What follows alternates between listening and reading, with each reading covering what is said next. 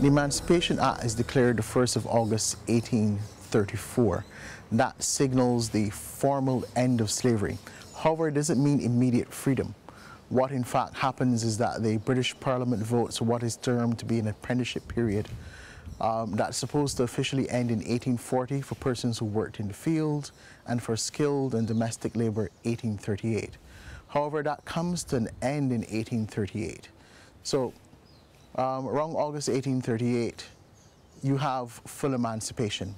Apprenticeship system is over, but in fact what is created then is a rather large landless peasantry in Barbados, some of whom are sought to be tied to the plantation with the passages of certain bits of legislation, especially the Masters and Servants Act, that calls for a particular set of time set aside by the newly freed people to give back to the plantation in lieu of a spot of land on which they could then set up their homes and also have some type of provision ground.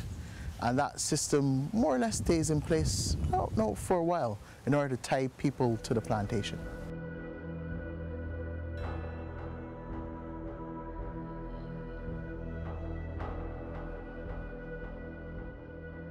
The reasons for emancipation are in fact maybe threefold. The increasing pressure caused by enslaved people through both physical insurrection as well as passive resistance to enslavement, coupled with a growing abolitionist movement in the UK, but also aided by parliamentary reform in the UK, which then allows the election of really a non-West Indian lobby to Parliament, who's actually pushing for free trade. It's pushing for the end of preferential treatment for West Indian sugar on the British market. Mind you, aided and abetted by planters on the Indian subcontinent. All of these forces come together to more or less bring about emancipation.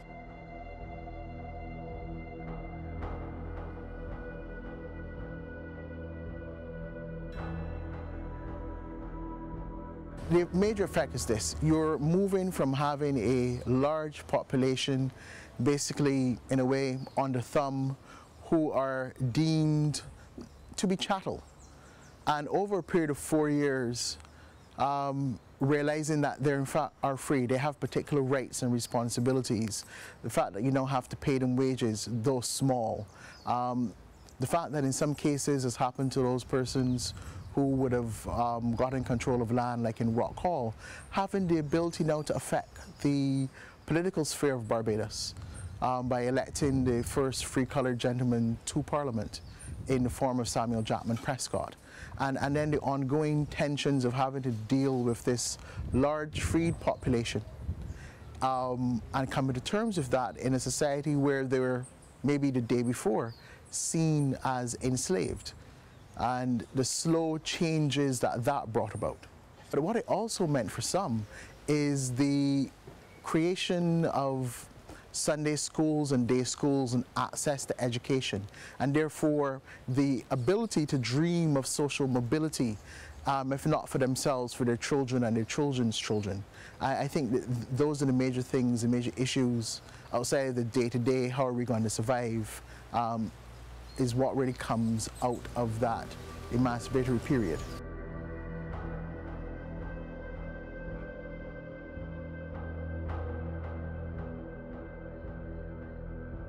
The fact that they are born into a full democratic society, they have particular rights and privileges, is as a result of emancipation and the legacy of their foreparents who strove to help develop the democratic state in which they live.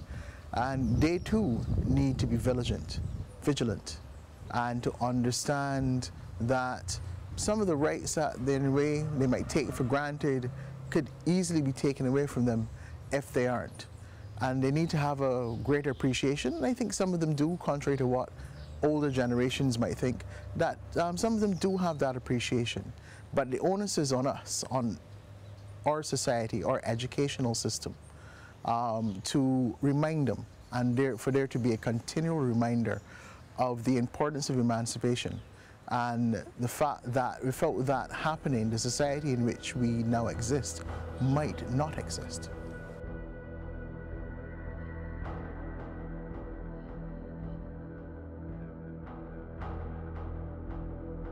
Emancipation is something that one continually upholds over time. One cannot become complacent. One has to fight against enslavement in its various forms, as we do today in terms of fighting human trafficking. Because the legacy of being descendants of persons who were once enslaved is in fact to fight and uphold all human rights. And I think that is a continuing battle. And it's not something that because it happened at a particular time, you can say, okay, we're all good.